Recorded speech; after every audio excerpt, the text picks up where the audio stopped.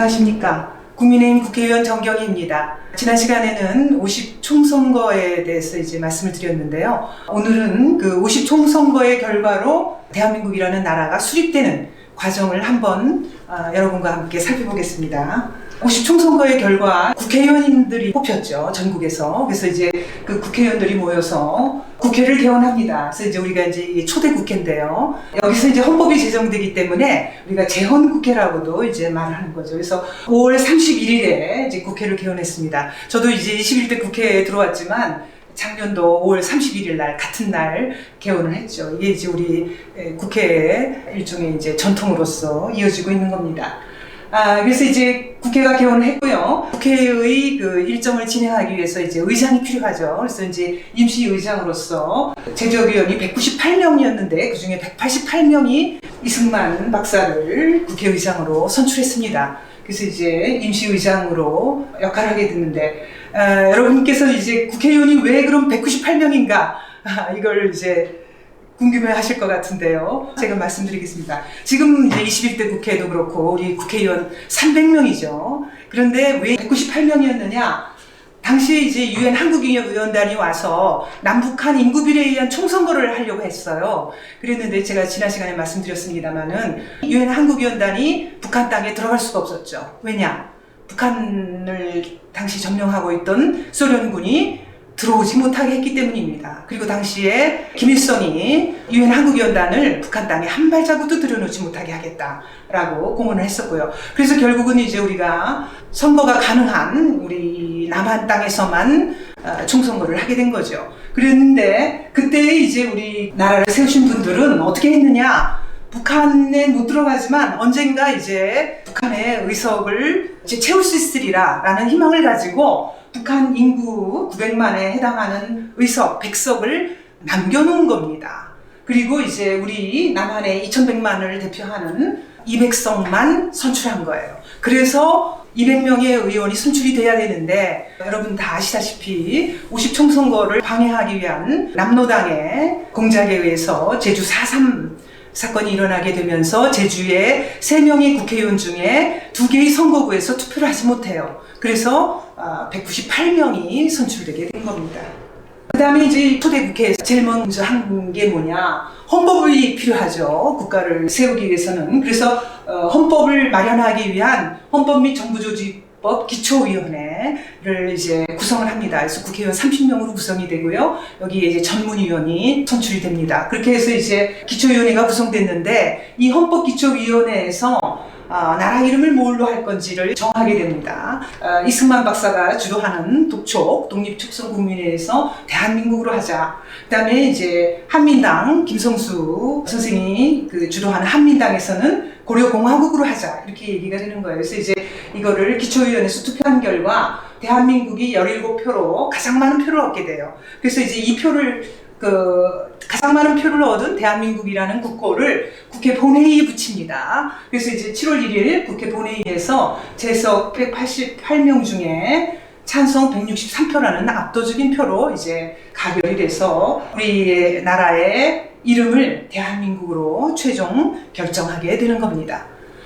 그 다음에 헌법을 마련하게 되는데요. 우리가 건국 헌법이죠. 이거를 제정하는 과정은 그렇게 순조롭진 않았습니다. 왜냐하면은 한민당이 중심이 돼서 헌법을 제정하고 있었는데, 아까 제가 전문위원이 10명 있다고 말씀드렸는데, 그 전문위원 중에 유진호 박사 같은 분이 의원내각제로서 거의 헌법을 만든 그런 상태였어요. 근데 한민당의 경우에는 의원내각제를 왜 주장을 했느냐? 대통령제를 만약에 채택하게 될 경우에 국회하고 정부가 대립하게 된다는 얘기예요. 그래서 국회와 정부가 대립해서 저물도록 옥신각신하고 앉아있다면 나라를 망치기 알맞다라고 하면서 대통령제를 하면 안 된다. 의원내각제 하자. 이렇게 주장했고요.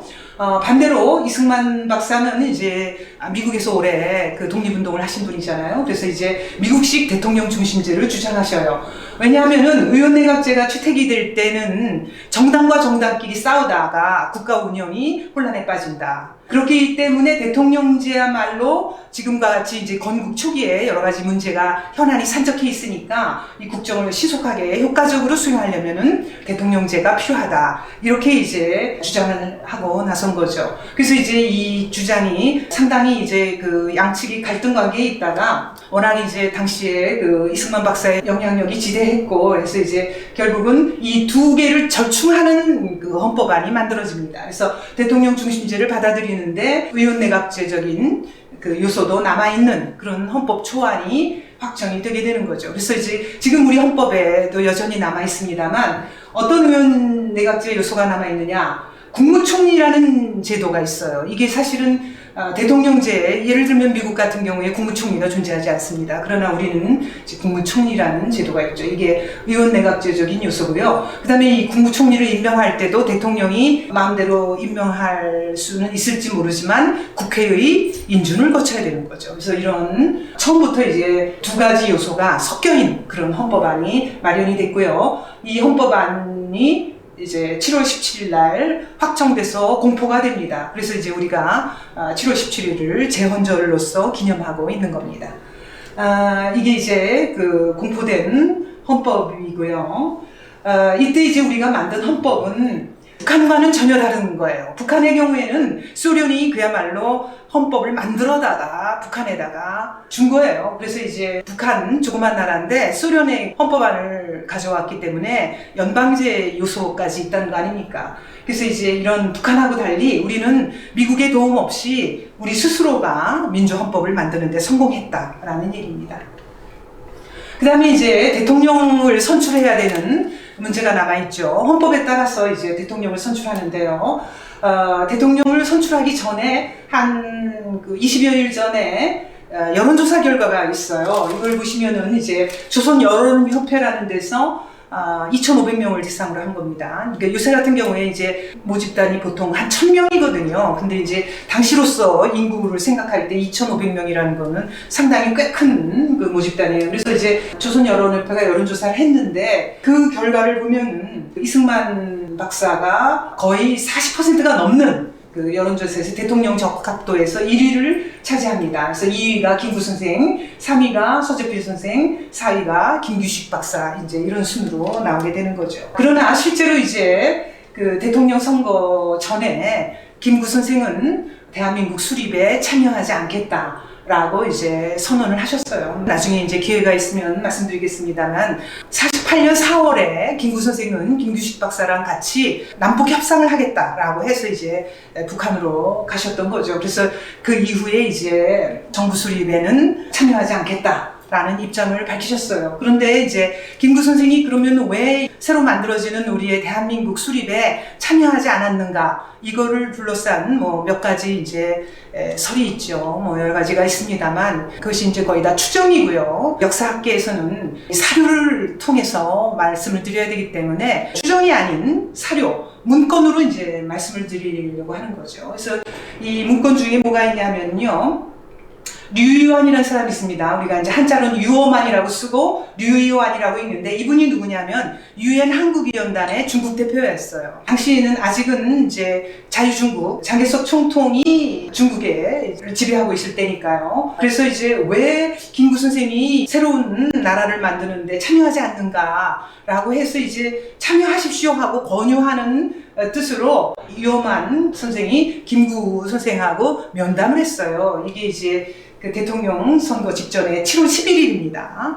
그때 이제 그 기록이 남아있는데 기록을 보면 이게 이제 김구 선생이 왜 대한민국 정부에 참여하지 않았는가를 알 수 있는 대목이에요. 이걸 보시면은 김구 선생이 뭐라고 했느냐, 공산주의자들이 앞으로 3년간 조선인 붉은 군대, 이게 이제 북한군 얘기하는 거죠. 붉은 군대라는 게 그 소련군, 공산군을 이제 얘기하는 겁니다. 그래서 조선인 붉은 부대라는 게 이제 북한군이에요. 이걸 확장을 중지하고 그 사이에 남한이 전력을 다한다고 해도 공산군의 현재 병력만한 군대를 만들기는 거의 불가능합니다. 라는 거예요. 왜 이 말씀을 하셨는가 하니 아까 제가 남북 협상하느라고 4월 19일 날 이제 북한에 가셨잖아요. 그래서 그때 이제 머무르고 계실 때에 북한군 그 열병식을 봤거든요. 물론 이제 다 소련이 다 지원해 준 겁니다. 그래서 그 병력이 얼마나 대단한가라는 걸 보셨던 거예요. 그래서 이제 이 말씀 하시는 거죠. 그래서 우리가 3년간 전력을 다한다 해도 따라잡을 수 없다 이런 말씀하신 거예요. 그래서 러시아인들이 이제 소련을 말하는 거죠. 소련이 손쉽게 남쪽을 기습할 것이며 당장 남한의 인민공화국이 선포될 것입니다. 라고 말씀하셨다라고 이제 유만 공사가 이제 쓰고 있어요. 김구 선생이 유만 공사하고 한 말씀을 이제 해석을 해보면 뭐냐면 남북 협상회담을 위해서 평양에 김구 선생이 가셨을 때 본 북한의 군사력이 너무나 강해서 남한의 정부가 세워지더라도 오래가기 어려울 것으로 전망했고 이것이 이제 김구 선생이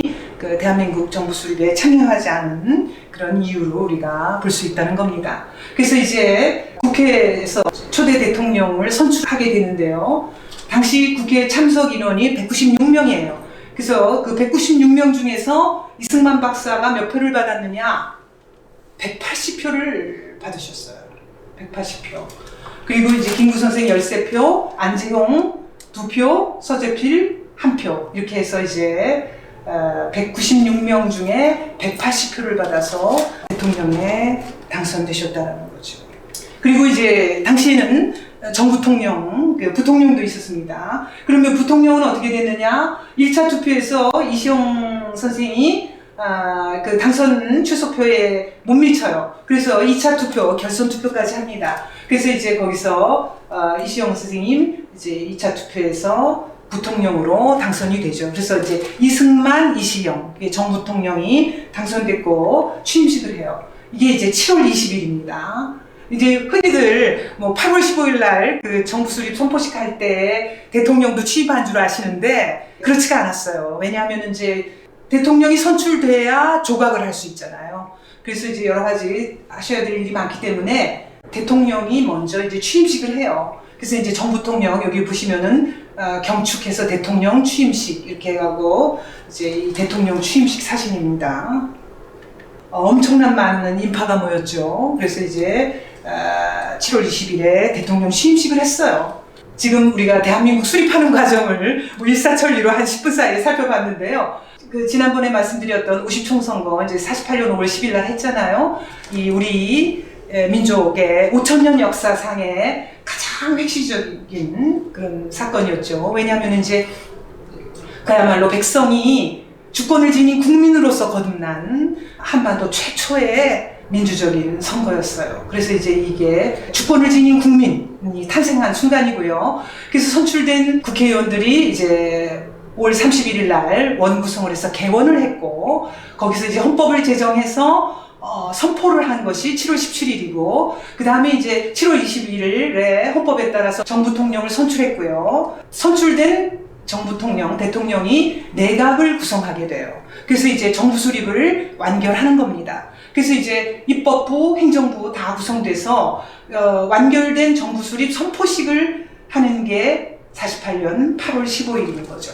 굉장히 서두르셨어요. 왜 그랬느냐 하면은 이왕이면 우리가 해방된 45년 8월 15일에 해방됐잖아요. 해방된 날로부터 딱 3년 이날에 정부 수립 선포식을 하자라고 해서 상당히 서둘렀다는 거죠.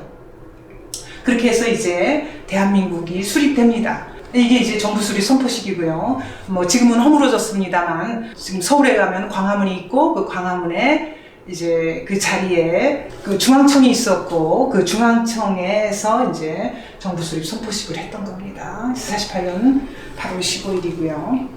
이렇게 해서 이제 나라를 세웠는데 이게 나라가 아니다라고 주장하는 세력들이 있는 겁니다. 어떤 사람들이 그러면은 이게 이때 세워진 게 나라가 아니다라고 하느냐. 이거 기억하실지 모르겠는데요. 문재인 정부가 출범하고 나서 얼마 후에 교육부 관계자가 초등학교 사회교과서를 몰래 뜯어 고쳤어요. 근데 그 과정에서 어떻게 했냐면 초등학교 사회교과서에 집필자가 있거든요. 집필 책임자. 그게 진주교대의 박용조 교수입니다. 이 박용조 교수의 도장을 몰래 훔쳤어요. 그래가지고 자그마치 213군데를 뜯어 고쳤습니다. 도장을 훔친 그 교육부 직원들은 지금 재판을 받고 있어요. 근데 그 213군데 중에서 가장 핵심적인 게 뭐냐. 여기도 나와 있지만 대한민국 건국 역사를 왜곡하려고 뜯어 고쳤다라는 겁니다. 그럼 대한민국 건국 역사 중에 뭘 뜯어 고쳤느냐? 바로 이겁니다. 그 전까지 교과서는 대한민국은 수립됐다. 그 다음에 북한은 나라로 치질 않아요. 그래서 이제 북한 정권이라고 한 거죠. 그래서 이제 헌법상 북한은 나라가 아니라 우리의 국토의 그 절반을 참칭하고 있는 정권이다라고 해서 이제 북한 정권이라고 하는 거죠. 이게 이제 그 전에 교과서에서 대한민국은 수립됐고 북한은 정권이 수립되다라고 한 건데, 이걸 그 도장을 몰래 훔쳐갖고 뜯어 고쳤는데 어떻게 고쳤느냐? 대한민국은 정부로 바꾸고 대신 북한 정권을 나라로 바꾸는 거예요. 그래서 지금 초등학교 교과서 이거 이렇게 써져 있는 교과서로 지금 초등학생들 배우고 있어요. 대한민국은 정부요, 나라가 아니라는 겁니다. 그리고 조선민주주의인민공화국이 수립되다라는 거예요. 영상 보시는 여러분들, 우리 나라 없어요. 그냥 정부고, 이 48년에 세워진 두 개의 정부, 우리가 이제 아까 8월 15일 날 정부 수립하니까 북한은 이미 정부 일찌감치 세웠잖아요. 제가 지난번 영상에서 말씀드렸습니다만, 해방된 지 6개월 만에 46년 2월에 인민위원회는 우리의 정부다라는 플래카드 내걸고 벌써 정부 수립했죠. 그런데 이제 마치 정부가 아닌 양 하면서 우리가 정부 수립하는 걸 공식적으로 선포하기를 기다렸다가 48년 9월 9일에 정부 수립을 선포해요. 그렇게 해서 이제 48년에 두 개의 정부가 세워졌는데 어디에 정통성이 있느냐? 그러니까 그 전까지는 당연히 대한민국에 정통성이 있고 북한은 정권에 불과하다고 했던 거를 그 집필 책임자의 도장까지 훔쳐서 이 문재인 정부에서 조선민주주의인민공화국이 정통성이 있는 것으로 하고 우리는 대한민국은 그냥 정부에 불과한 것으로 고쳤고, 초등학교 교과서도 물론 이렇고요. 그 다음에 고등학교에서 배우는 한국사 교과서 8종도 다 이렇게 써져 있습니다. 북한이 우리 민족의 정통한 국가요, 대한민국은 정부에 불과하다, 이렇게 고친 겁니다. 이 빼앗긴 나라 어떻게 해서 이제 원래대로 나라로 돌려놓을지 우리 다 같이 이제 고민하고 방도를 찾아서 실행에 옮겨야 되겠죠. 오늘은 여기까지 말씀드리고, 다음 시간에는 아까 이제 이승만 대통령 당선돼서 내각을 어떻게 꾸렸는지, 그리고 그 내각이 남들이 지금 흔히 얘기하는 것처럼 친일 내각인지 살펴보는 그런 시간을 가져보겠습니다. 감사합니다.